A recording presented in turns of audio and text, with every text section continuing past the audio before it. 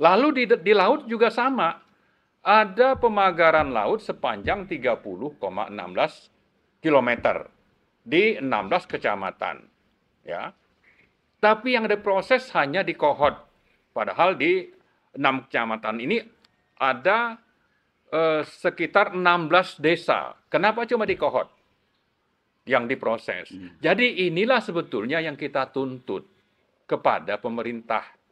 Masalahnya, pemerintah itu saya bilang lebih banyak bersandiwara, seolah-olah melakukan proses hukum, tapi justru yang terjadi sebaliknya, karena niatnya, motifnya lebih banyak untuk melindungi Aguan dan Antoni Salim. Dan yang lebih menyedihkan lagi, pejabat dan aparat pemerintah jadi kacungnya Aguan untuk mengusir rakyat yang ada di daratan.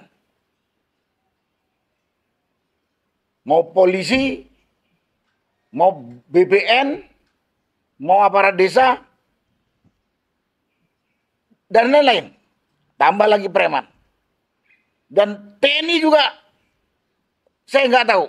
Walaupun tidak terlihat cawe-cawenya, tapi dia melihat kejoliman di depan mata, sedikit pun tidak bergerak, tidak bersuara. Saya ini bekas tentara, tahu kok. Merongrong kedaulatan negara jadi sangat penting. Kita tidak tahu berapa ini masa ke depan, bisa jadi sebagaimana viral soal proses Singapura jadi sebuah negara.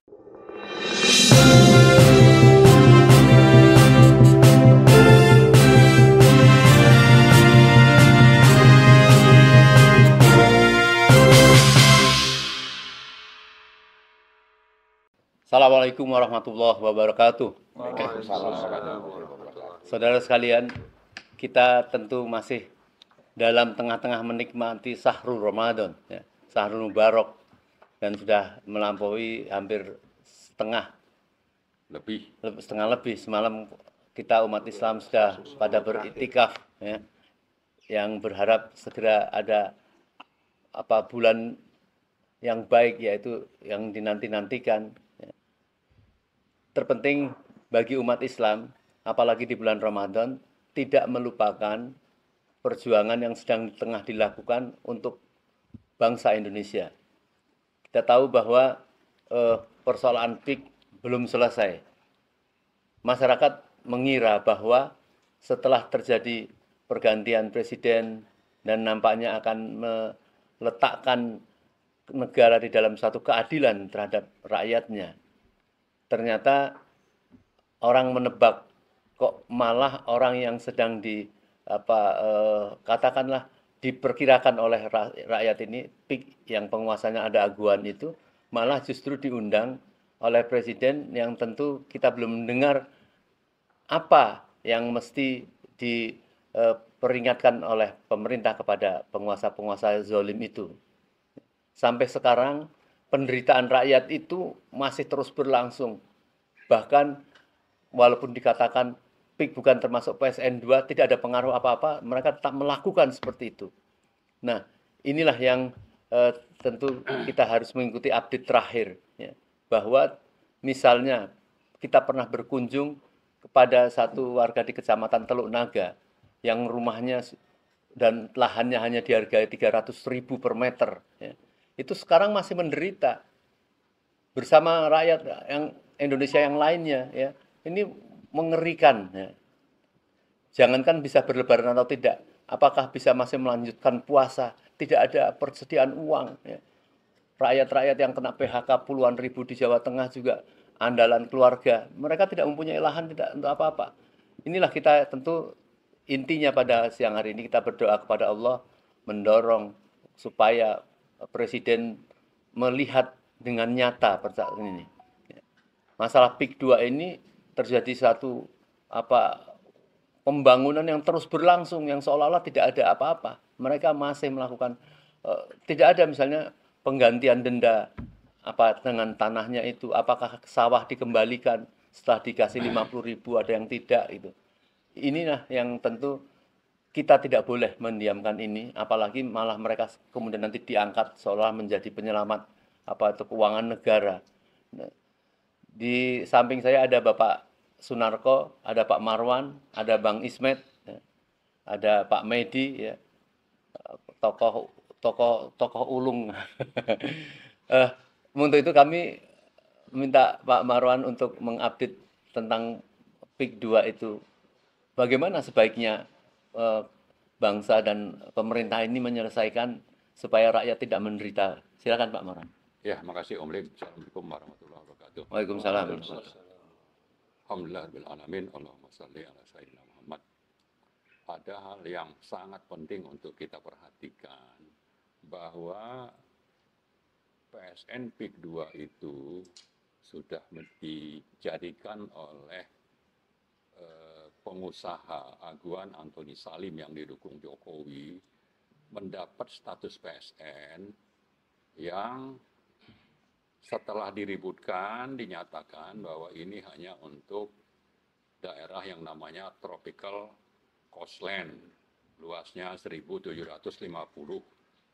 hektar. Ya. Tapi sebelum itu, status PSN ini sudah digunakan oleh penguasa zolim itu yang didukung aparat negara, apakah itu ASN atau APH ya, aparat penegak hukum, untuk membebaskan tanah milik rakyat sampai ke Serang di Tanara. Ada sekitar 11 kecamatan dengan status PSN itu, mereka cukup banyak merampas tanah rakyat, mengintimidasi rakyat, mengancam, meneror rakyat yang punya tanah, tapi juga menutup jalan, sungai, sawah, dan sebagainya. Sehingga kejahatan sistemik ini pantas untuk kita label seperti yang berlaku untuk sektor pemilihan umum, itu ada status TSM, terstruktur, sistemik atau sistematik, masif, dan ditambah dengan status brutal, TSMB. Kenapa sampai begitu? Ya karena memang tadi bukannya membela rakyat misalnya, yang namanya aparat negara, apakah itu sipil maupun penegak hukum, itu justru memuluskan rencana dari konglomerat yang namanya Aguan Antoni Salim yang didukung Jokowi, untuk bagaimana supaya tanah negara dan rakyat itu bisa dikuasai dengan mudah dan murah dengan memakai label ini PSN. Itu di darat, ya. Dan itu status kejahatan ini bisa kita anggap sebagai state corporate crime. Korbannya sudah jatuh. Tanah rakyat itu bisa diambil dengan sangat murah atau dijual paksa. Kemudian ada juga tanah negara yang namanya tadi tropical coastland tadi, itu sebetulnya adalah tanah sebagian besar 1.500 hektar itu adalah hutan lindung milik perhutani. Yang sampai sekarang status dari bagaimana deal antara pemerintah dengan si pengembang Pani atau Aguan ini dituliskan, atau bagaimana prinsip dari penyerahan tanah itu. Yang ada adalah pengakuan dari Aguan kepada Tempo bulan Januari yang menyatakan bahwa karena dia sudah membantu mendukung pemerintah DPSN, maka dia dapat kompensasi. Nah, ini Jokowi ini apa? Kok tanah punya negara, hutan lindung, yang ada undang-undangnya dan tidak bisa sembarangan diserahkan untuk dikonversi misalnya menjadi lahan bisnis, itu seenaknya saja. Seolah-olah itu tanah milik nenek moyangnya gitu. Nah, jadi saya ingin mengatakan, korban dari kejahatan korporasi, state corporate crime ini sudah sangat nyata. Ada kerugian negara, ada kerugian rakyat, ada perampasan SDA milik negara. Itu di darat. Lalu di laut juga sama. Ada pemagaran laut sepanjang 30,16 km di 16 kecamatan. Ya. Tapi yang diproses hanya di Kohot. Padahal di 6 kecamatan ini ada sekitar 16 desa. Kenapa cuma di Kohot yang diproses? Jadi inilah sebetulnya yang kita tuntut kepada pemerintah. Masalahnya, pemerintah itu saya bilang lebih banyak bersandiwara, seolah-olah melakukan proses hukum, tapi justru yang terjadi sebaliknya, karena niatnya, motifnya lebih banyak untuk melindungi Aguan dan Antoni Salim. Bukan untuk menegakkan hukum dan kebenaran, keadilan, termasuk membela rakyat yang sudah terzolimi. Misalnya ada puluhan orang yang mati sia-sia tanpa proses hukum akibat dari kegiatan truk-truk atau pembebasan lahan milik rakyat yang dirampok itu misalnya. Puluhan yang mati. Lalu aset rakyat itu banyak yang belum dilunasi. Kemudian mereka kehilangan pekerjaan, kehilangan tempat tinggal. Ini fakta hukum yang tidak bisa diabaikan begitu saja. Oleh siapa? Oleh negara, oleh DPR, oleh DPRD, oleh gubernur, oleh menteri-menteri, dan sampai ke yang namanya Presiden Prabowo. Ya, jadi kalau kembali tadi Anda hanya melakukan sandiwara menunjukkan ada proses hukum, inilah yang kita gugat kepada pemerintah. Itu satu hal. Kemudian hal lain, kita ingin mengingatkan teman-teman yang katanya bisa kompromi menerima proyek Big 2. Silakan dievaluasi. Ya, kalau Anda punya sikap seperti itu, lebih memihak kepada kepentingan konglomerat, ya silakan saja. Ya, tapi jangan menyerang kami yang mempersoalkan kejahatan TSMB ini gitu. Jangan masalahkan kepada kami. Kami ini ingin independen bersikap bahwa kejahatan sudah dilakukan dan sudah terbukti banyak korban dan kerugian negaranya.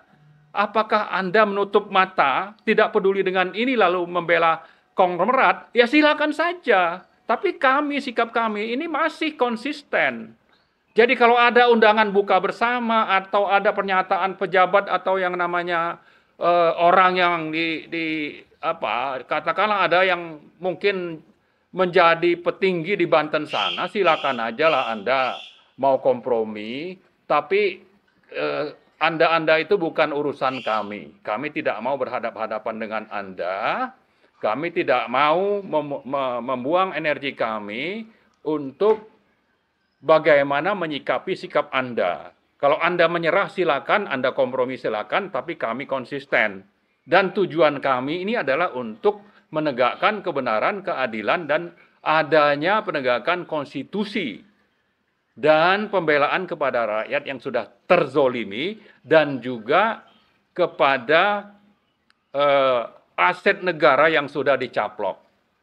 Dan terakhir sekali saya ingatkan bahwa sandiwara pagar laut yang begitu gencar di 18 Januari dimulai, lalu berakhir hanya dengan menjadikan kepala desa Kohot dan sekretaris desa, lalu ada 2 orang dari pihak swasta sebagai tersangka tanpa memproses sebetulnya di 15 desa lain itu kejahatan yang sama terjadi. Ini kita persoalkan. Dan khusus untuk yang di laut ini, jumlah pelanggaran undang-undang dan peraturannya itu ada 13 macam. Ada sekian, mungkin 4 atau 5 undang-undang, dan ada sekian untuk pelanggaran peraturan dan perpres misalnya, atau permen. Ini sangat nyata. Nah, kalau Anda tarik ini ke darat terhadap rakyat yang dizolimi tadi, maka jumlahnya itu lebih dari 15 undang-undang dan peraturan yang dilanggar. Nah, ini negara hukum. Ini yang kita tuntut. Dan Pak Prabowo kita berharap itu supaya bersikap. Jangan justru Anda melindungi penjahat ini. Tadi Om Lim sebut menerima aguan di istana atau ketemu untuk membahas sesuatu. Ini sesuatu yang sangat menyakitkan rasa keadilan rakyat. Ya, bukannya memproses pelanggaran ini, tapi Anda kesempatan lalu di sisi lain Anda tunjuk menteri-menteri untuk bicara, salah satunya Nusron, ada menteri KKP Trenggono misalnya bicara seolah-olah ada proses hukum, tapi yang diambil justru cara untuk bagaimana supaya penjahat-penjahat TSMB ini lolos dari jerat hukum. Ini yang kita tidak bisa terima, ini yang terus kita gugat. Ini yang menjadi alasan kenapa kita mengajak rakyat untuk melawan. Ya, karena tidak ada hukum lagi di negara ini. Dan jangan lupa bahwa sekarang juga Aguan dan gengnya itu sedang berupaya untuk memecah belah rakyat. Untuk supaya rakyat ini tidak fokus dipecah belah, ada yang memang dipengaruhi dalam tanda petik. Kita tidak tahu apakah disuap, dan sayang sekali bahwa orang itu mau disuap tanpa peduli tentang penderitaan rakyat yang menjadi korban. Ya, maka kita ingin mengingatkan, hentikanlah upaya pecah belah itu. Kita tidak bisa terima itu, dan sebaliknya kita menuntut tadi kembali tolong Presiden ini segera selesaikan masalah hukum ini, masalah serius, kejahatannya sangat tingkat tinggi. Kemudian kepada DPR kita tetap konsisten minta itu supaya ada angket khusus tentang PSN. Dan yang ketiga kepada rakyat, silakan yang mau kompromi dengan Aguan, Salim, tapi yang masih konsisten, mari bergabung dengan kami, terutama yang ada di Grau, petisi 100 dan sebagainya, untuk melakukan perlawanan. Perlawanan mungkin selama bulan puasa ini kita sengaja bekukan, tapi setelah Lebaran insya Allah perlawanan akan kita lanjutkan. Ya. Saya kira itu mungkin. Terima kasih. Ya. Baik. Jelas sekali dari Pak Marwan tadi menyinggung tentang masalah proyek PIK 2 ternyata terus berlanjut, dan bahkan mungkin Aguan itu merasa lebih terlindungi, apalagi setelah dipanggil oleh Presiden, dan tidak akan ada perlindungan untuk rakyat ke depan. Bagaimana konsepnya kita tidak dengar itu. Ya. Pak Narko, kita tahu bahwa di dalam proyek PIK 2 itu ada persoalan, ada masalah pagar laut. Kita tahu selama ini orang mengira bahwa pagar laut Bambu Putih Tatoan itu hanya untuk sebagai pagar, sebagai patok. Tetapi ternyata lebih daripada itu memang fungsi untuk salah satu konstruksi untuk nanti melakukan satu reklamasi dengan sempurna yang seperti dilakukan di Bekasi, dan ternyata di mana-mana sekarang baru terbongkar di Jawa Timur, di Sulawesi. Itu betul-betul memang melakukan reklamasi yang setelah dari pagar itu tertutup dengan sumbatan, dan bahkan akan diisi tanah. Nah, ini kan ada semacam akal-akalan ini. Ini bukan kejahatan kedaulatan, tapi kejahatan betul-betul kejahatan yang sangat curang dan menipu bangsa dan rakyat ini. Bagaimana pemerintah atau rezim ini tidak bisa mengetahui akal-akal bulus itu, atau malah kalau dikaitkan dengan Presiden ke-7 yang kemarin itu jangan-jangan terlibat di dalam untuk kejahatan untuk pencurian terhadap lahan itu. Bagaimana sebaiknya sikap rakyat, sikap pemerintah, sikap bangsa ini, Pak Narko? Silakan, Pak.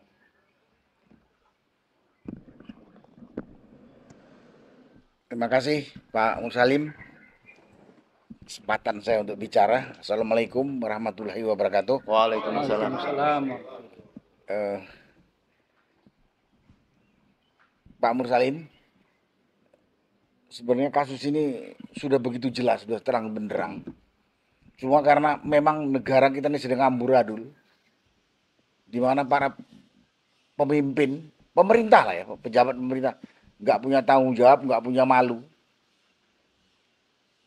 Jadi dianggap masalah ini masalah sederhana. Ini sebetulnya suatu pengkhianatan yang dilakukan oleh pejabat pemerintah. Dimulai dari Presiden Jokowi yang memberikan izin kepada si Aguan CS ini. Kembali ke pagar laut. Pagar laut itu udah bisa diduga itu adalah upaya batas yang akan mereka reklamasi nanti.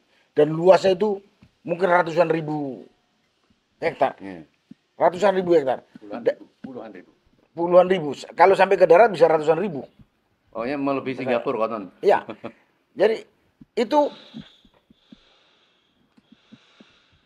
upaya untuk mereklamasi laut, itu batasnya yang direncanakan, dan itu kita bisa lihat Karena di laut itu sudah ada yang namanya SHGB. Yang ratusan lembar. Ini kan penipuan. Ini penipuan yang jelas.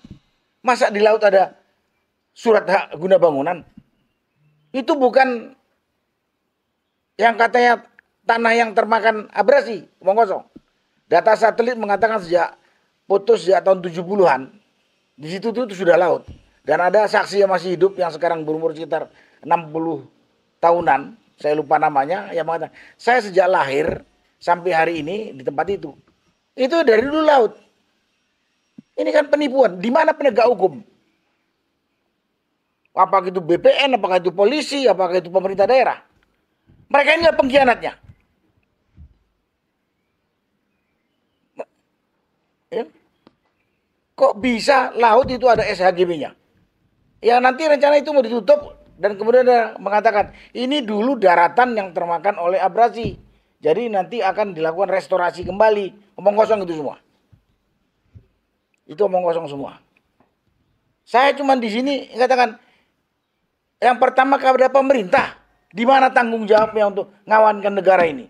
Digaji oleh negara, digaji oleh rakyat, sesuai tugas pokok masing-masing. Ada penegak hukum di situ, ada Polri, ada penjaga wilayah pemerintah daerah, termasuk BPN. Kemana itu? Tidak mungkin tidak tahu. Ini ada gerakan pengkhianatan terhadap negara. Ini pengkhianatan terhadap negara, menjual negara kepada pengusaha. Dan itu kalau ditutup, matilah rakyat yang sekarang ada di pantai itu. Karena di depannya sudah jadi daratan yang menjadi pemukiman. Si rakyat yang sekarang ada di tepi pantai yang sekarang ini, yang nelayan, yang punya lahan juga seluas rumah tempat tinggal, mau apa dia? Jadi petani udah nggak ada lahan, jadi nelayan di depan sudah tertutup. Kemudian kalau itu jadi, kita membandingkan dengan PIK 1 yang sudah ada dan PIK 2 yang juga sekarang ini hampir jadi. Sangat eksklusif. Siapa yang bisa masuk sembarangan di PIK 1? Siapa yang bisa masuk ke PIK 2? Dan ini kalau dilanjutkan lagi bisa lebih luas dari Singapura. Terjadi negara dalam negara. Sekarang aja kontrol nggak bisa. Sekarang kontrol nggak bisa. Masuk ke sana harus bohong-bohongan kita. Sebagai kuli baru masuk. Masuk periksa sini. Saya bilang, di mana tanggung jawab? Di mana nasionalismenya pejabat? Pelajaran sudah banyak. Kita lihat bagaimana Singapura, tanah Melayu jadi tanahnya Cina. Tibet, tanah Tibet jadi Cina dan lain-lain sebetulnya. Termasuk Amerika Utara, Indian itu hilang disapu orang kulit putih. Dan macam-macam. Australia, aborigin tersingkir. Pendatang kulit putih yang berkuasa. Cina juga di beberapa tempat sudah banyak sekali menjadi penduduk pribumi setempat. Padahal itu tanahnya pribumi Indonesia gitu. Jadi di mana kepekaan? Di mana tanggung jawab pejabat pemerintah? Dan yang lebih menyedihkan lagi, pejabat dan aparat pemerintah jadi kacungnya aguan untuk mengusir rakyat yang ada di daratan. Mau polisi, mau BPN, mau aparat desa, dan lain-lain. Tambah lagi preman.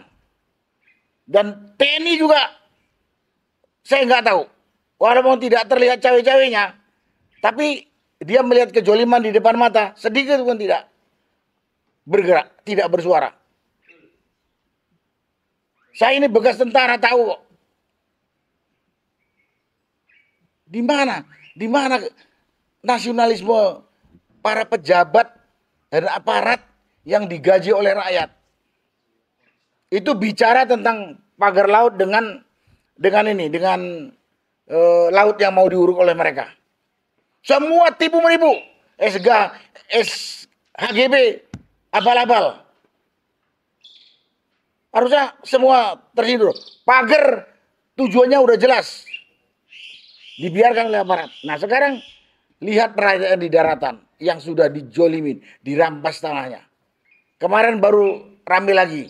Ada yang namanya Haji Puat. Sampai di rumah sakit dia dipaksa untuk tanda tangan. Harus menjual tanahnya. Biadab banget. Dan polisi. Alat yang digunakan untuk menekan Haji Puat ini.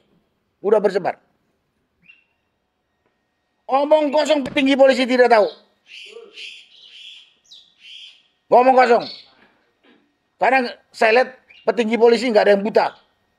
Nggak ada yang tuli, nggak ada yang budak. Tapi membiarkan. Ikut menikmati. Dugaan kuat. Ya memang dimanfaatkan. Oleh pengusaha yang namanya Aguan Rakus ini. Untuk melancarkan usaha dia merampas lahan rakyat. Saya nggak tahu. Oke lah kalau si Aguan pengusaha rakus ini mungkin seperti itu watak karakternya yang biadab itu. Tapi aparat pemerintah yang dia dibayar oleh rakyat, mau itu polisi, BPN dan aparat desa, kok mau menindas rakyat? Kok mau menindas rakyat? Yang notabene sebenarnya harusnya dia bela ini gitu. Dan saya yang nggak tahu, bukan nggak tahu, saya yakin presiden pun tahu. Kalau Presiden Prabowo, kalau Jokowi sudah banyak sekali info bahwa Aguan berani seperti ini karena ada backup dari Jokowi. Banyak. Sekarang Presiden Prabowo, yang saya tuntut Prabowo.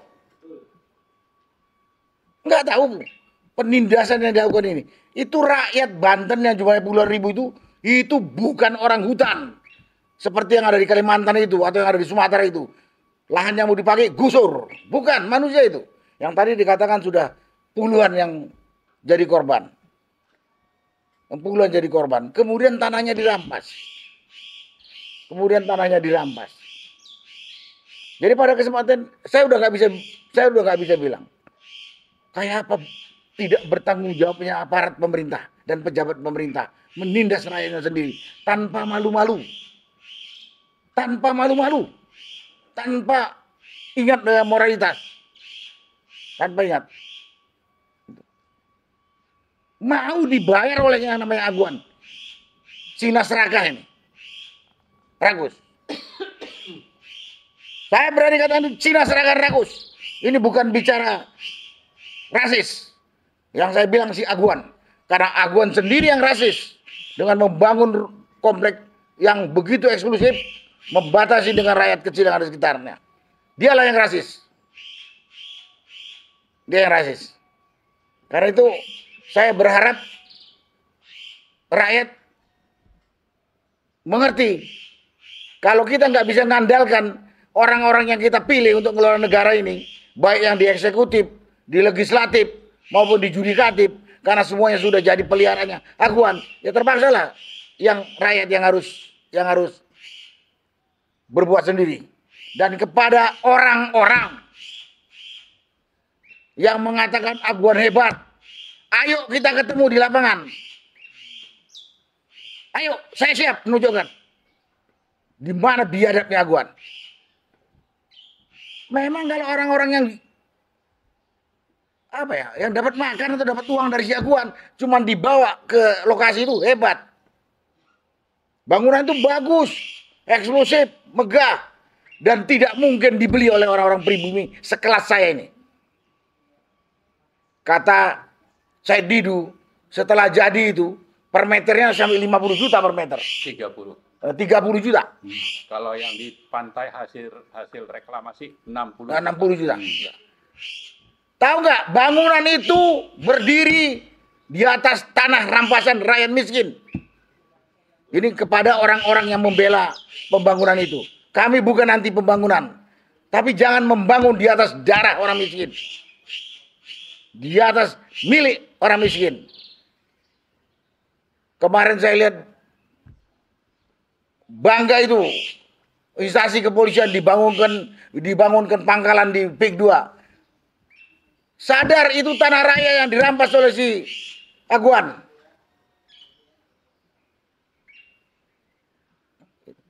Silakan bangun negeri. Senang saya juga. Biar negeriku itu maju seperti negara tetangga lain yang maju. Tapi bukan dengan membinasakan rakyat. Ini namanya membinasakan perlawanan rakyat. Sekali lagi pihak-pihak yang tadi mendukung Aguan dan apalagi seperti kata Pak Marwan tadi menyerang kita. Ayo kita ke lapangan. Saya tunjukkan di mana biadabnya Aguan yang di-backup oleh para pengkhianat. Kalau urusan laut diuruk, irigasi sungai diuruk, itu pejabat pemerintah yang bertanggung jawab. Dunia akhirat. Tapi yang tanah rakyat dirampas, tanah di Jawa, di tepi pantai, dihargai 50.000. Bahkan ada yang baru dibayar separuh. Bahkan ada yang belum, udah diuruk. Ini kan perampasan. Tadi saya katakan, emangnya Aguan ini nganggap, termasuk para pengkhianat ini menganggap, rakyat pemilik tanah itu orang hutan ya. Seperti yang ada di hutan-hutan Kalimantan dan Sumatera itu. Digusur begitu aja. Manusia juga. Manusia.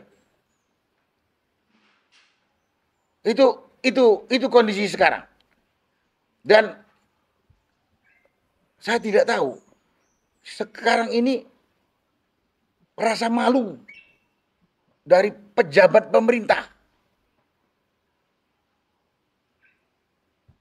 Dan aparat pemerintah hampir tidak ada. Rasa malu hilang.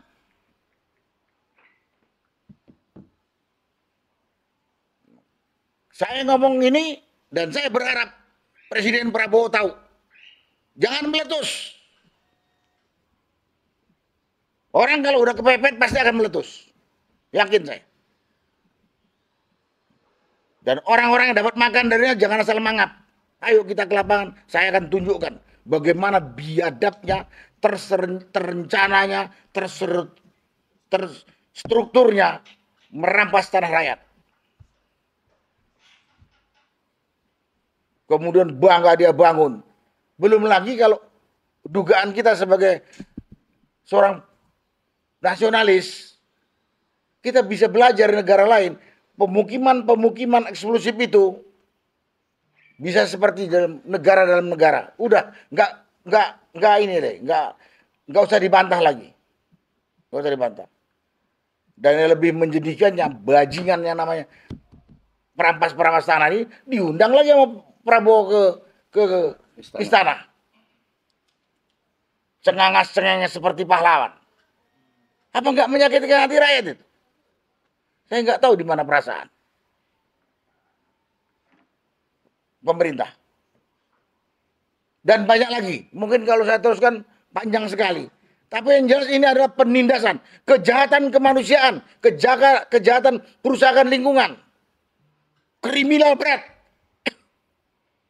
Kejahatan kemanusiaan, perusakan lingkungan, dan kriminal berat. Enggak payah mencarinya data.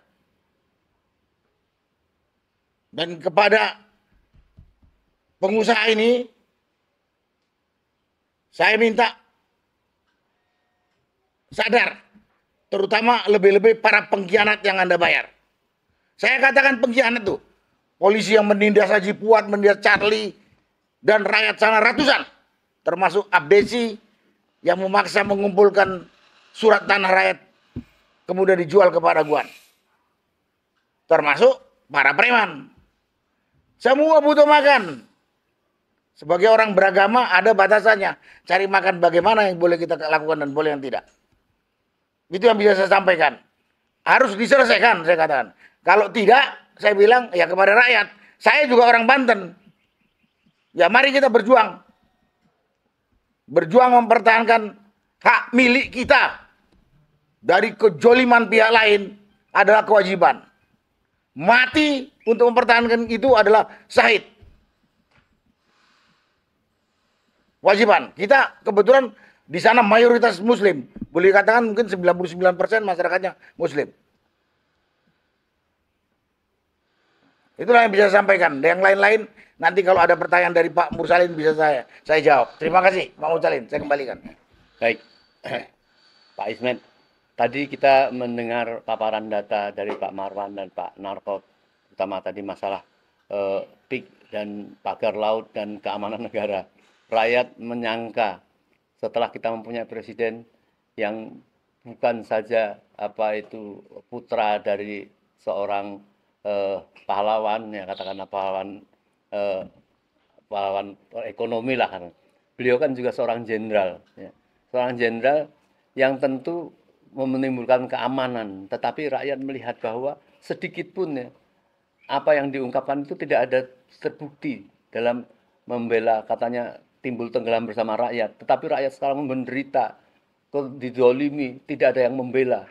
Kalau kemarin siapa yang mengatakan Pak Narko ini sudah orang ini sudah seperti anak yatim gitu. Nah, bagaimana Pak Ismet memandang ini, dan bagaimana dengan komentar pengusaha yang dirasa dia sangat zalim, yaitu seorang aguan, justru menghadiri diundang dan dia tidak menghadiri undangan pengadilan ya, dalam persidangan. Ini dia seolah tidak peduli pada hukum karena sudah merasa penguasanya sudah ada dalam genggaman dia. Apa komentar Pak Ismet? Ya, terima kasih Om Lim. Saya pikir persoalan kasus PIK 2 ini ya, yang sudah berlangsung secara masif kurang lebih 1 tahun, ini kan yang sering kita tunggu adalah apa yang dikatakan kehadiran negara ya dalam kasus ini, dan sampai detik ini kita belum melihat secara nyata kehadiran negara dalam menuntaskan, sehingga terjadilah pertemuan Presiden Prabowo dengan para taipan, ya, para oligarki tersebut, yang pertemuan itu dikatakan tertutup sehingga kita tidak tahu apa yang dibicarakan. Nah, dengan fakta seperti itu kan terlihat bahwa bagaimana Prabowo sebagai presiden tidak bisa memberikan ketenangan kepada rakyat bahwa beliau benar-benar ingin menuntaskan PIK 2 sebagai masalah yang berat. Ya.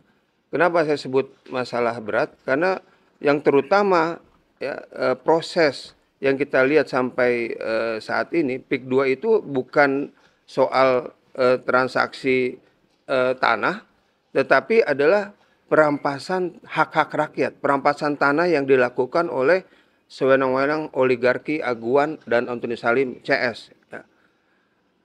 Kemudian yang paling krusial lagi bahwa harus kita pahami PIK 2 itu adalah juga merongrong kedaulatan negara Republik Indonesia. Nah, ini yang sering tidak masuk ya, pemahamannya secara rigid pada rakyat, sehingga bisa terombang-ambing ya rakyat di bawah yang saat ini kabarnya antek-anteknya Aguan bermanuver sehingga rakyat Banten bisa dibilang saat ini terbelah antara yang terpengaruh oleh iming-iming dari antek-anteknya Aguan dan yang lainnya tegak lurus untuk membela kedaulatan rakyat Banten. Jadi Presiden Prabowo sebagai presiden yang saat pidatonya ya, sebagai presiden itu mengatakan dengan tegas tidak boleh ada permukiman eksklusif, tidak boleh ada negara dalam negara. Apakah Prabowo sebagai presiden, mantan komandan ya, Kopassus ya, di militer, nggak paham soal negara dalam negara? Ini kan sangat naif gitu. Ya, masa kita rakyat Indonesia harus ngajarin presiden apa sih itu negara dalam negara? Kan tidak mungkin. Dan tadi bahwa merongrong kedaulatan negara jadi sangat penting. Kita tidak tahu berapa ini masa ke depan, bisa jadi sebagaimana viral soal proses Singapura jadi sebuah negara. Ya. Mulai dari reklamasi dan seterusnya sampai berpisah dari Malaysia saat itu. Nah, apakah kita akan membiarkan sebagian dari tanah negara ini kemudian menjadi negara dalam negara yang kita tidak tahu apa nama negara tersebut. Bisa jadi negara Indochina. Nah ini betul-betul saya pikir rakyat harus paham dan rakyat harus membela dirinya, harus solid, harus kompak ya untuk menuntut apa yang diucapkan Presiden Prabowo dalam pidatonya bahwa akan membela rakyat miskin dan seterusnya. Ya, kasus PIK 2 dengan dimunculkannya RPJMN 2024-2029, ya, saya pikir itu sikap yang tidak tegas ya, dari seorang presiden dalam memimpin pemerintahan. Ya, walaupun bisa diasumsikan PSN PIK 2 sudah tidak ada dan PIK 2 tidak dimasukkan, tapi secara hukum saya pikir seorang presiden harus mengatakan kalau memang tidak setuju keluarkan Perpres, keluarkan SK yang menyatakan hentikan total PIK 2 ya, dalam segala kegiatannya dan kembalikan yang tanah-tanah rakyat sudah dirampas kepada rakyat, dan rakyat saya pikir memang berhak untuk melakukan perebutan kembali terhadap hak-hak tersebut. Nah ini biar jelas, jangan dibuat ngambang sampai seperti tadi Pak Narko bilang bahwa rakyat akan melakukan tindakannya sendiri. Apakah negara ini tidak punya hukum? Apakah presiden ingin menjadikan hukum rimba yang berlaku di negara ini? Dan kita lihat riak-riak atau fenomena untuk melakukan bahasa dalam tanda kutip ya, pembangkangan kepada negara bisa saja terjadi yang sesungguhnya tidak kita inginkan. Kenapa? Karena rakyat saat ini sudah miskin dan dimiskinkan. Ya, dalam sejarah Indonesia kemiskinan yang ada itu adalah bukan kemiskinan asli, tapi kemiskinan struktural yang dilakukan oleh sebuah rezim. Ya, jadi saya pikir Aguan dan Onteni Salim CS itu harus dilakukan penangkapan dan tindakan hukum yang seberat-beratnya. Dan ini tentunya tidak menghilangkan bahwa ujung atau awal dari persoalan PIK 2 adalah kebijakan Jokowi sebagai presiden yang memberikan keleluasaan kepada PIK 2 untuk melakukan pengembangan tanah-tanah yang dimiliki. Selain itu bisa jadi ya tahun atau pertengahan 2023 ya, Jokowi dan Xi Jinping melakukan MOU di Chengdu dengan 8 poin. Nah, kita tidak tahu mungkin dalam 8 poin itu terjemahannya adalah persoalan PIK 2 ini terus berkembang, nggak boleh dihentikan. Ya, kita tidak tahu. Nah, ini menjadi pertanggungjawaban Prabowo sebagai presiden untuk meninjau kembali atau membatalkan perjanjian Chengdu. Nah, ini saya pikir menjadi satu hal yang penting yang harus diketahui oleh seluruh rakyat Indonesia, dan mereka berhak untuk merebut kembali kedaulatan yang telah dirampas oleh Aguan CS. Demikian saya kira. Baik, terima kasih Pak. Tadi ada poin cukup bagus yang saya setuju dari Pak Ismail tadi, bahwa negara harus mengeluarkan suatu instruksi hentikan pembangunan kelanjutan PIK 2 sementara misalnya dalam suatu proses. Apa yang menjadi harus dilakukan Pak Marot dari rakyat dari Oke, jadi saya kira kita tetap perlu fokus kepada hal prioritas, yaitu penegakan hukum. Ada tanah negara dirampas, ada tanah rakyat dirampas, ada rakyat yang dizolimi, ada yang jadi korban. Ini harus jadi prioritas. Dan harus ada penegakan hukum, ada proses hukum. Di mana itu? Ya di lembaga-lembaga legislatif dan yudikatif. Dan juga harus dimulai oleh eksekutif misalnya. Ini yang paling mendesak, ini yang kita tuntut. Kejahatan sudah dilakukan, korban sudah jatuh, negara dan rakyat sudah dirugikan. Tolong ini fokus kita tuntut untuk ada tindak lanjutnya. Bahwa Presiden sudah menerbitkan PP nomor 12 tahun 2025 tentang RPJMN, ya, yang sudah tidak memasukkan lagi yang namanya PSMP 2, sudah bukan ya.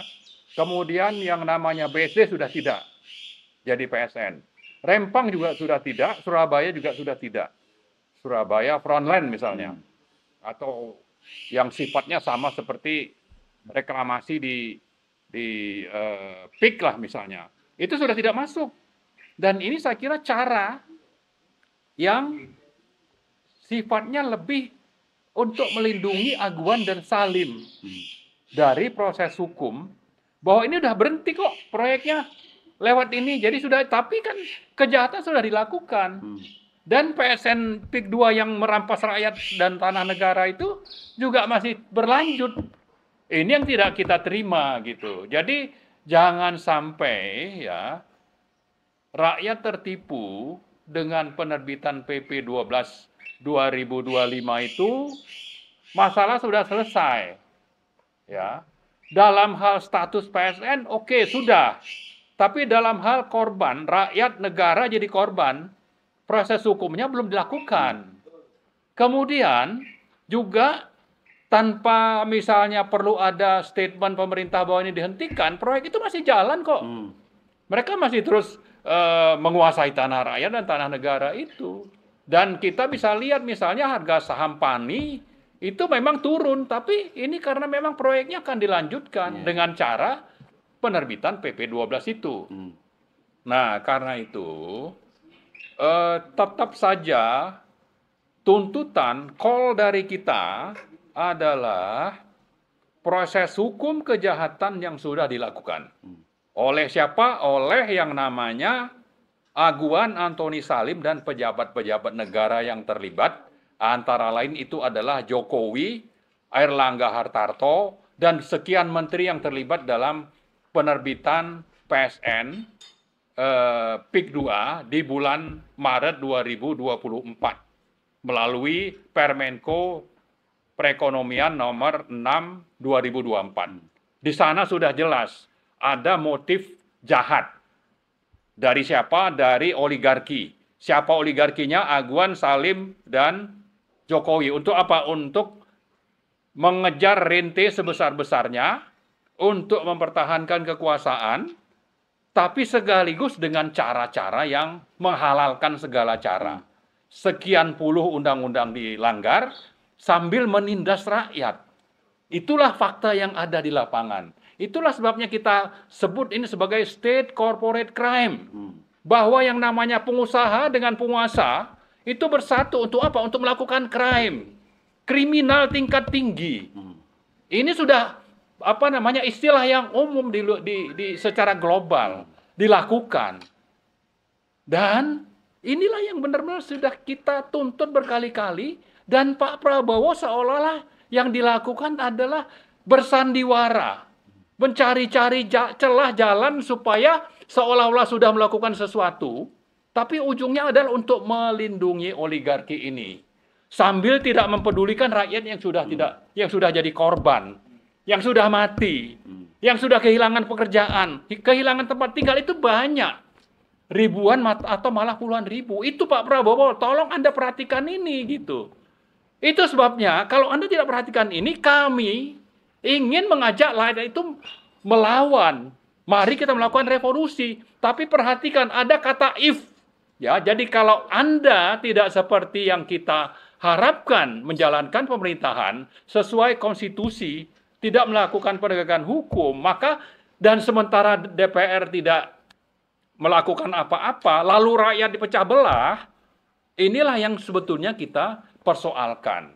Kita mau tunjukkanlah bahwa Anda itu penguasa tertinggi di Indonesia, tidak terkooptasi, tidak tersandra oleh siapapun rezim atau anggota rezim Jokowi yang lama. Tunjukkan Anda itu murni adalah penguasa independen, presiden jenderal, ya, bebas dari adanya penyanderaan, adanya kepentingan-kepentingan sempit dari oligarki hitam yang sudah melanggar banyak ketentuan konstitusi dan peraturan perundang-undangan di Indonesia. Jadi begitu saya kira. Jadi jangan terkecoh bahwa ini sudah dicabut, tapi sebetulnya ini lebih banyak untuk kepentingan melindungi oligarki tanpa peduli bahwa rakyat dan negara sudah jadi korban. Ya. Gitu. Ya, Pak Narko, sangat fokus sekali dari apa Pak Ismet dan Pak Marwan tadi menyinggung bagaimana keterlibatan atau bahkan mungkin perencana kejahatan yang ada di negeri ini adalah berawal dari presiden yang sebelumnya. Ya. Apakah Pak Prabowo tidak menyadari? Rakyat melihat bahwa mengapa Jokowi selalu menaikkan bahwa dia pimpinan terkuat di dunia. Ya. Apakah Pak Prabowo tidak merasa bahwa concern Jokowi itu adalah apakah dia masih melindungi dia atau tidak? Kalau kelihatan Prabowo membuat kebijakan yang masalah PIK 2 dan sebagainya tidak yang diinginkan Jokowi, akan terancamlah keamanan Prabowo. Ya dengan segala cara, walaupun dengan cara si Bahlil menaikkan gas melon yang menjadi hiruk pikuk adalah presiden seperti ini. Bagaimana Pak Narko memandang jaminan keamanan kedaulatan negeri kita ini?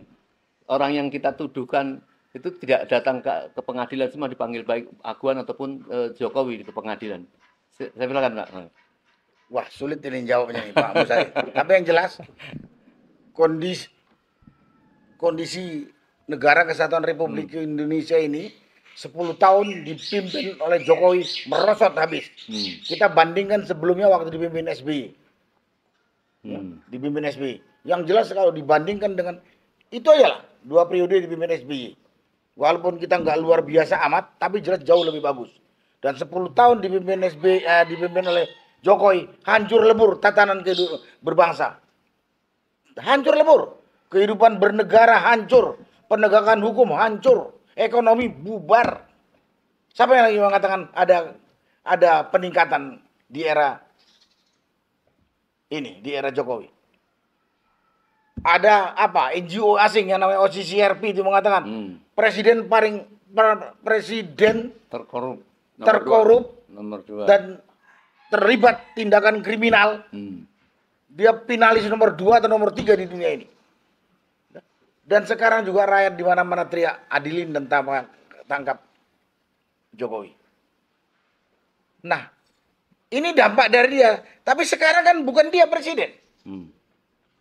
Sekarang kan pemimpin tertinggi, pemegang otoritas, pemegang kekuatan negara ini ada di tangan Prabowo. Jadi kalau Prabowo nggak bisa menegakkan tuntutan rakyat loh mengadilin Jokowi ini, dan bahkan melindungi, sebaiknya Prabowo turun. Kalau punya harga diri. Risiko. Apalah risikonya dilawan Jokowi atau dia mati. Itu namanya risiko pemimpin kok. Tapi gagah. Bukan pemimpin cemen gitu.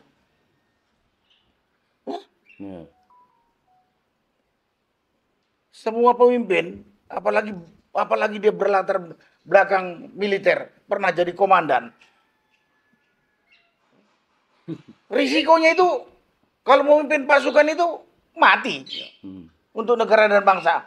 Sekarang juga jadi pemimpin nasional sebagai presiden, dia pasti ngadepin banyak musuh yang mungkin akan mencelakakan dia. Ya itu harus dia siap hadapi. Kalau dia lengah, dia kalah, mati. Tapi jangan didiamkan. Kalau nggak berani mundur.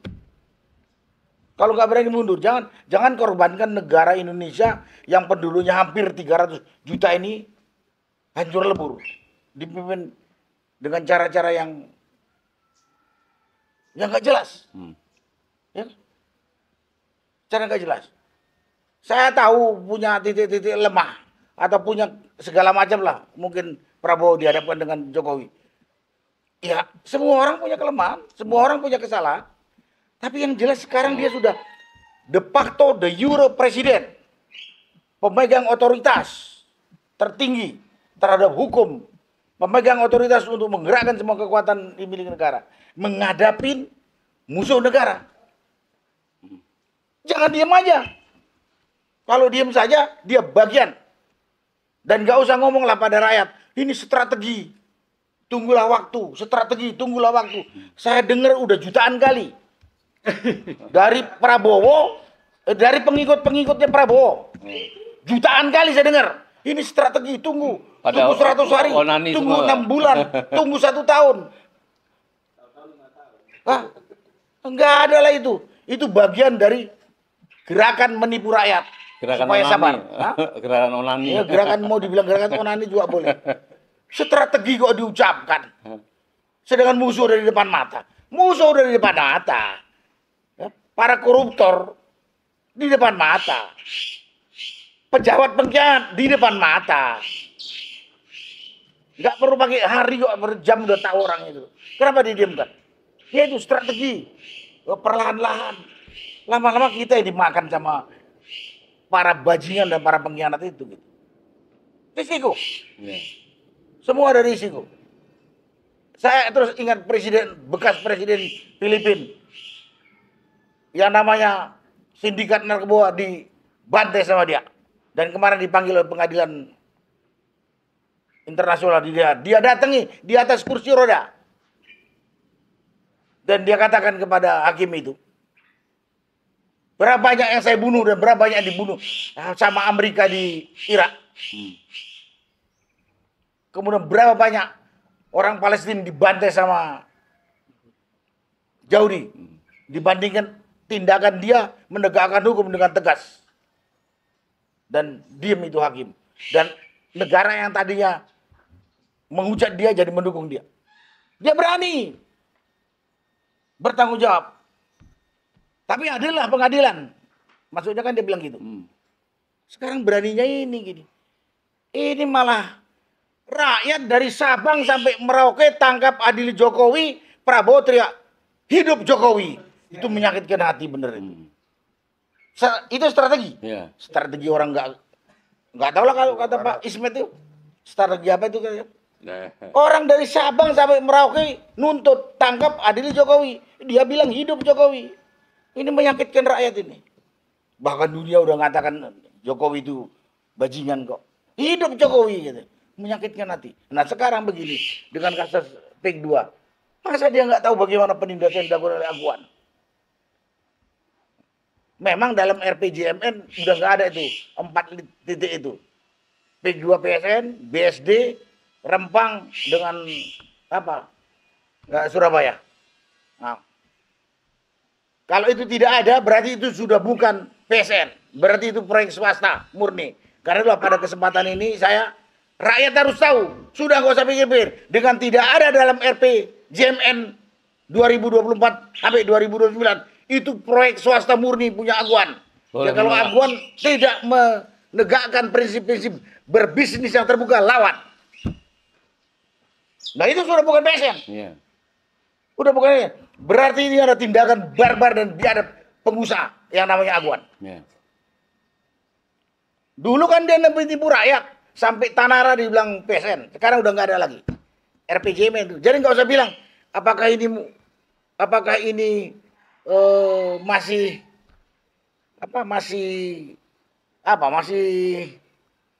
berjalan lanjut yang lalu. Udah tidak. Yang jelas sudah bukan PSN.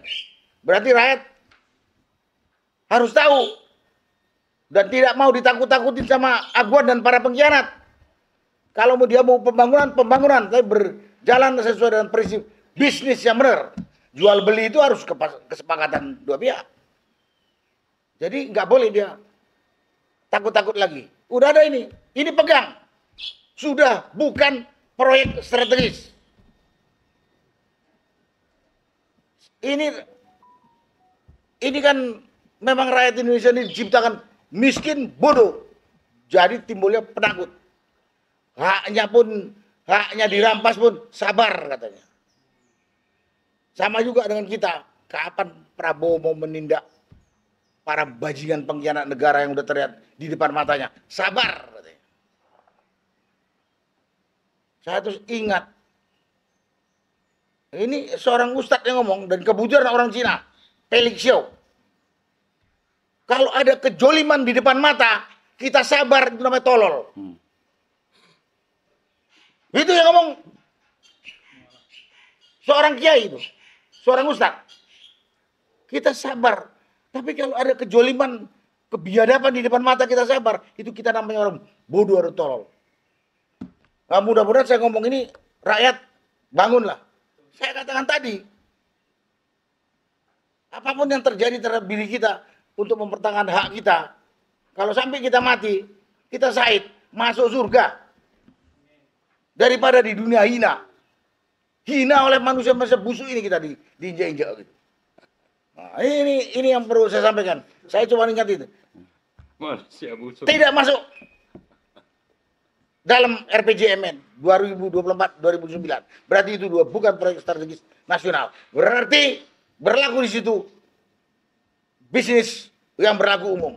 Tak ada paksa memaksa. Dan pada kesempatan ini juga para pengkhianat sadar yang kamu khianati bangsamu, saudaramu, bukan pendatang seperti pengusaha aguannya ragus ini. Hina banget. Kalau diingat oleh anak cucumu tercatat sebagai pengkhianat yang jadi peliharaan para pengusaha ragus. Udah hampir habis tuh. Pantai utara Tangerang tuh dikuasai oleh kelompok bajingan itu. Masa nggak terbersit hatinya kayak penderitanya? Nggak bisa merasakan gitu. Ya mudah-mudahan kalau dengar omongan saya ini, rakyat berani bersatu untuk menjaganya. Bukan untuk mengganggu, mempertahankan hak adalah kewajiban. Dan khusus kepada Presiden Prabowo, Bapak kalau memang nggak mampu, nggak berani, takut ngadepin aguan, atau nggak berani ngadepin para pengkhianat itu, serahkan kepada yang berani. Dan gerakan-gerakan ketidakpuasan terhadap kepemimpinan Bapak sudah mulai terlihat. Jangan sampai terlambat. Malu kita kalau Bapak juga dikuyok-kuyok sama orang yang tidak suka karena kelemahan Bapak Presiden Prabowo. Pihak-pihak ini yang punya kandidat Bapak lemah, Presiden Prabowo lemah. Coba tegas. Dalam ketegasan itu kalau ada risiko, ya memang risiko. Kalau nggak mau ada risiko, udah bertapa aja kita di gunung. Itulah. Tapi jangan korbankan hampir 300-an juta rakyat Indonesia ini ditinggalkan pemimpinnya gitu. Mungkin mudah-mudahan bisa sedikit nambah keterangan dah. Ya. Baik, Mursalin, luar terima biasa Pak Ismet. Apa yang disampaikan Pak Narko ini menggugah perlawanan. Beliau sampai mengatakan lebih baik di goa naik ke atas. Dulu waktu para pemuda pejuang di zaman Ashabul Kahfi itu, mereka sudah tidak sanggup melawan ini, mereka betul-betul masuk di dalam goa gitu. Pak Ismet kan tahu bahwa begitu kecewa para pejuang rakyat di Banten, bahkan mereka sempat melakukan kumpul bersama tokoh karena melihat pemerintah tidak bisa melindungi mereka. Mereka akan siap persiapan untuk melakukan jihad melawan aguan dan para konco-konconya itu. Dan bahkan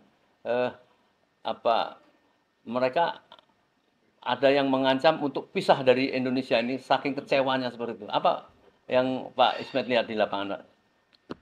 Ya, saya pikir soal bisa dibilang ungkapan perasaan untuk memisahkan diri dari NKRI dalam tanda kutip ada tadi Pak Maram ada kata if-nya ya. Kalau misalnya memang pemerintahan Prabowo ini tidak bisa melakukan hal-hal yang menjadi kewajibannya dia sebagai mandataris ya, sebagai presiden yang harus bertanggung jawab pada rakyat, dan tentunya rakyat akan menuntut hak-haknya, dan sebagaimana dahulu diketahui bahwa berdirinya Indonesia itu sebenarnya kan penyerahan daerah-daerah atau kekuasaan kesultanan kerajaan kepada Indonesia yang saat itu sudah proklamasi. Nah ini kan harus seorang presiden yang mantan militer sekelas Prabowo ya mestinya mengetahui sejarah ini. Jangan pura-pura tidak tahu atau kemudian mengabaikan ya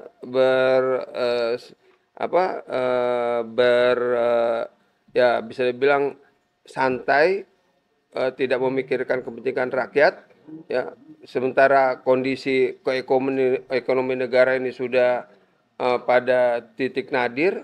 Nah, ini kan tidak bisa.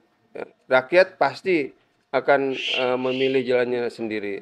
Berbagai daerah, berbagai negara, ya, seperti di Bangladesh, kemudian mungkin saat ini terjadi di Yunani, bagaimana rakyat memberontak kepada pemerintah karena pemerintah tidak melayani atau tidak sebagai pelayan rakyat menjalankan konstitusi dengan sebaik-baiknya.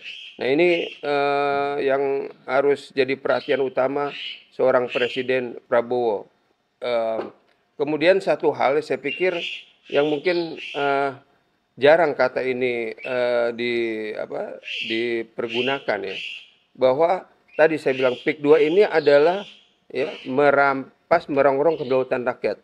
Nah, apakah undang-undang itu masih berlaku? Merongrong kedaulatan rakyat, ya, bisa didefinisikan sebagai tindakan subversif. Ya, bisa jadi kalau ditelusuri secara hukum, ya, yang dilakukan Aguan dengan PIK 2-nya itu dan Nurul Salim adalah bisa mengarah pada tindakan yang bisa disebut subversif. Karena apa? Karena sudah tadi merongrong kedaulatan negara Republik Indonesia. Demikian. Ya, baik. Pak Maman, terakhir.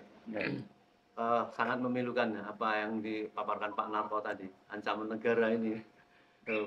Dan kalau menurut Pak Ismet tadi, seolah-olah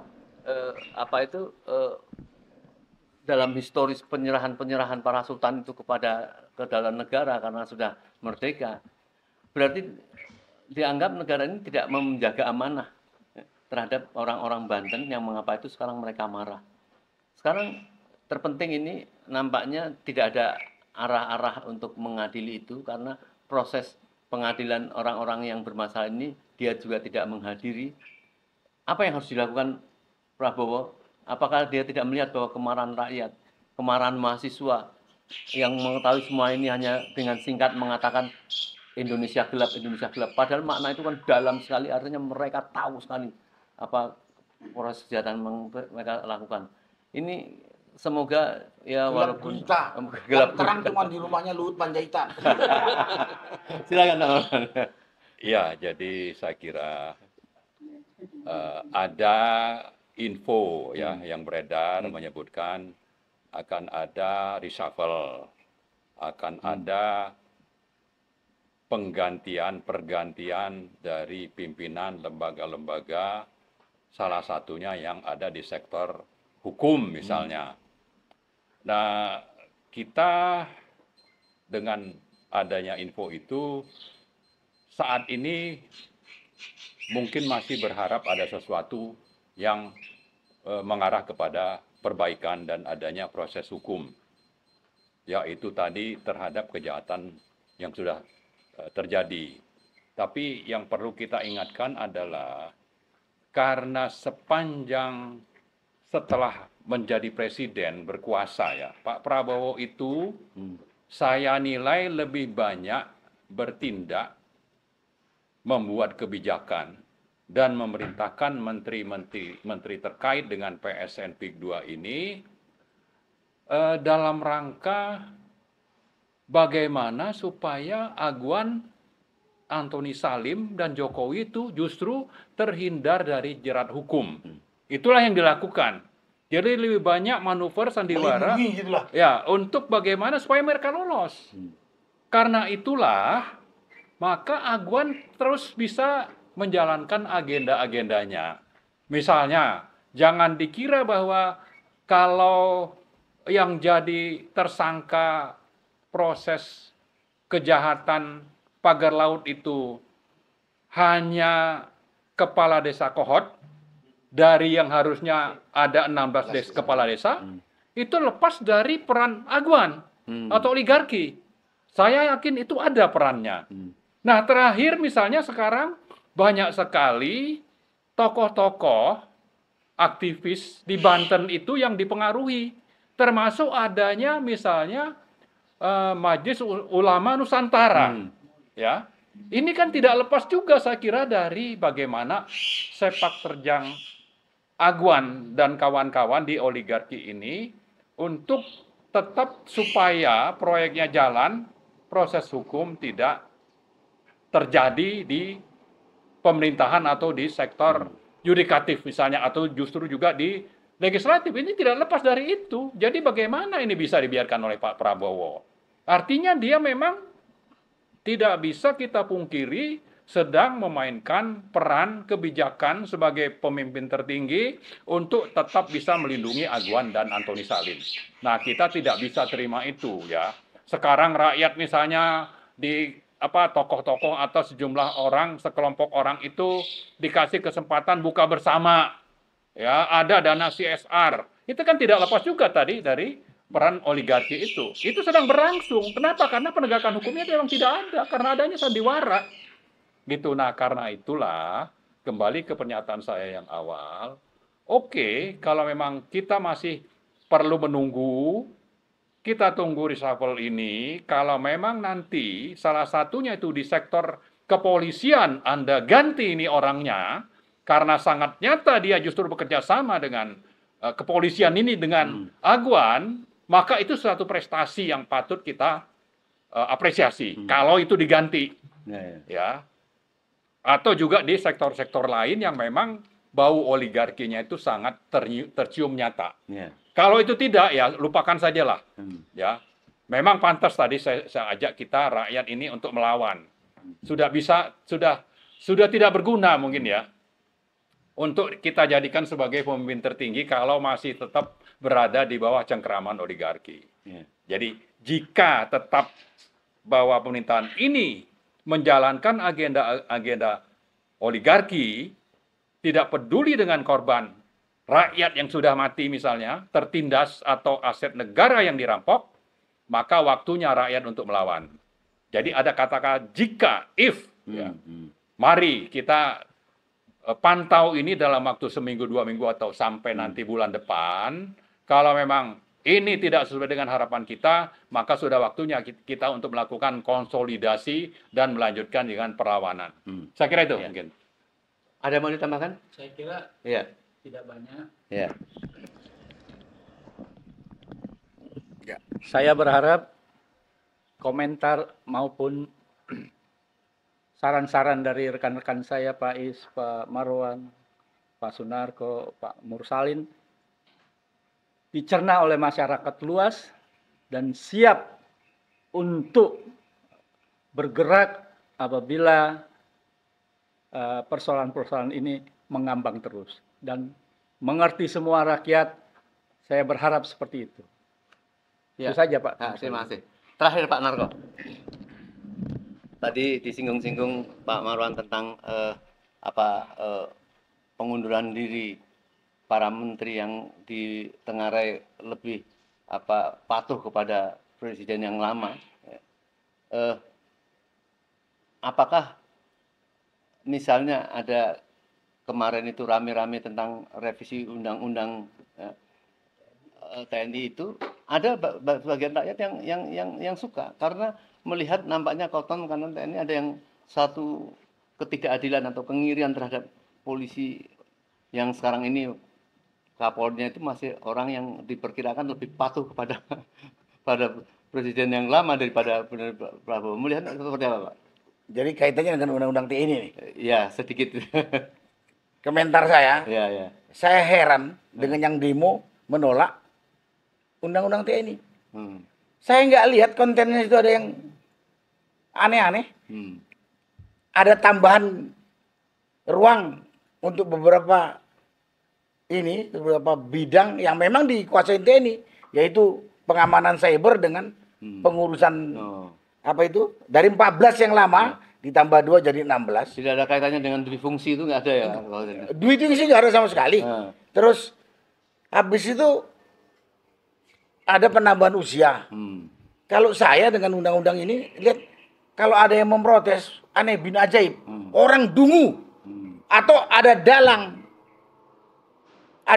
memang untuk mengacaukan situasi atau mengganggu Presiden Prabowo yang kebetulan backgroundnya TNI. Nggak ada kok kontennya yang ini. Malah saya sedih di situ, pikir saya nggak ada nyangkut kesejahteraan. Saya kasih tahu di sini. Tahu nggak uang lauk pauknya prajurit itu? 1 hari 88.000. Makan apa untuk makan 3 kali ditambah beras dengan 88.000? Saya pikir itulah yang perlu menjadi perhatian. jadi perhatian? Enggak. Jadi kalau menurut kontennya tidak ada yang perlu diprotes. Di fungsi nggak ada. Jadi yang memprotes ini pasti dugaan saya ada dalangnya untuk mengacau situasi. Untuk mengalihkan perhatian rakyat kepada hal lain. Yaitu terutama mengalihkan perhatian untuk nangkap Jokowi. Saya berani katakan itu dugaan saya. Karena nggak ada isinya. Kalaupun saya protes dengan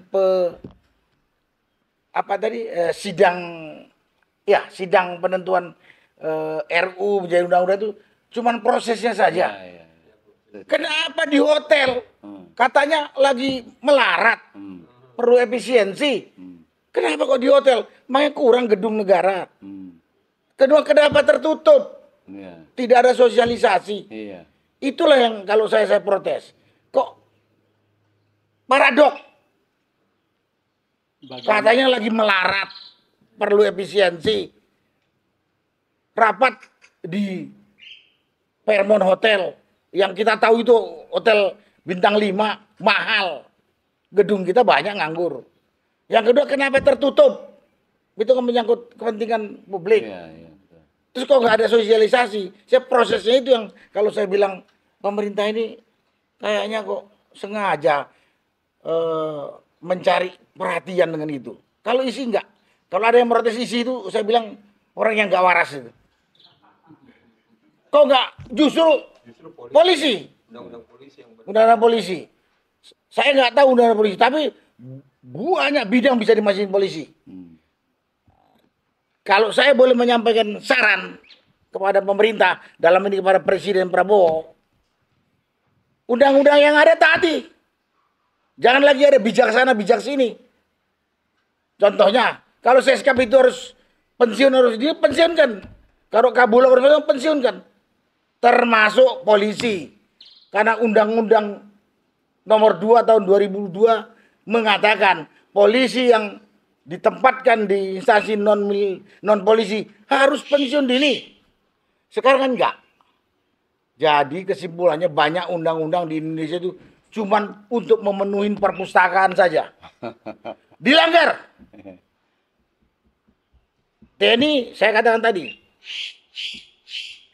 Ya, para TNI-nya juga kalau mau ditempatkan di luar TNI, mbok tahu diri lah, malu. Ya pensiunkan Pak, kan undang-undangnya begitu. Kalau mungkin presiden lupa. Ini malah naik pangkat luar biasa. Nggak tahu siapa yang naikkan atau yang dinaikkan yang gendeng. Terus ada Kabulok tetap dia. Itu. Tapi yang lebih parah sebetulnya polisi. Undang-undang mengatakan harus pensiun dini. Tidak. Nah ini yang menjadi polemik di luar. Menimbulkan kecemburuan. Menimbulkan keirian. Jadi sekali lagi saya pernah ingat ada orang yang ada. Kalau mau merusak negara itu, rusaklah sistem hukumnya. Nah kita ini udah rusak ini. Ada undang-undangnya dilanggarin terus. Ya kalau mau tertib sekarang tertibkan. Siapa yang harus dihukum mati, hukum mati. Nggak usah lagi di pengadilan. Oh orangnya sopan, baik. Ada koruptor orangnya sopan. Hukumannya tinggal 6,5 tahun. Dikomplain aja 20 tahun. Karena memang sistem hukum kita dirusak.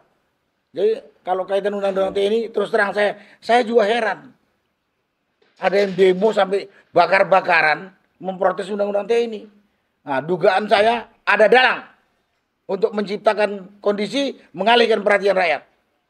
Karena nggak ada konten yang prinsip. Nggak ada konten yang prinsip yang ini. Malah sedih kalau saya bilang. Sedih. Nggak ada kesejahteraan. Saya nggak mau lah. Saya bekas tentara. Malu saya ngomong. Berapa sih gaji prajurit itu? Sampai jenderal bintang 4. Nggak cukup untuk makan.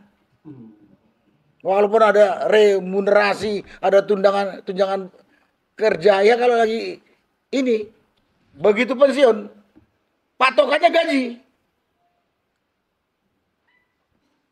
Patokannya gaji. Malah yang ditambah umur. Ditambah umur. Bukan gaji yang ditambah. Nah, itu.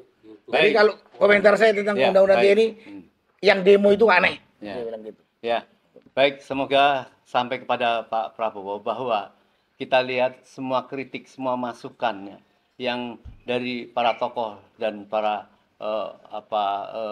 para senior mantan TNI dan sebagainya tidak ada ya, yang melakukan permusuhan atau tidak mendukung Bapak Presiden. Ya. Yang ada adalah para tokoh yang mengatakan bahwa ini adalah semua hanya untuk melakukan perlawanan kepada Bapak Presiden. Tidak, saya yakin semua senang dengan pidato-pidato orasi-orasi Pak Asal Presiden. pidatonya diimplementasikan. Ya, itu. dengan pidato-pidatonya itu, Jangan asal pidato doang. ada metodologinya, ada waktunya, itu yang menjadi kepuasan, menjadi patokan. Ya.